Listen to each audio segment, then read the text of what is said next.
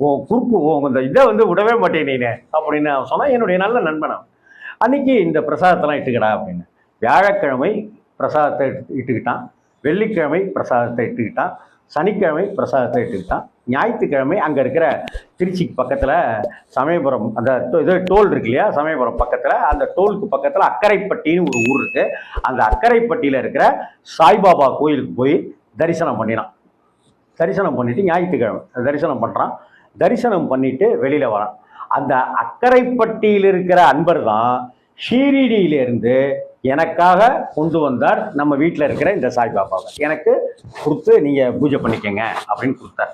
ஷீரடியில் கிட்டத்தட்ட 21 நாட்கள் ஷீரடியில் இருந்து அங்கே பூஜிக்கப்பட்டு, அதன் பிறகு ஷீரடி டு திருச்சி அக்கரைப்பட்டி சாய்பாபாவுக்கு திருச்சி அக்கரைப்பட்டி சாய்பாபா கோயில்லையும் நம்ம ஐஸ்வர்ய பாபாவுக்கு பூஜைகள் எல்லாம்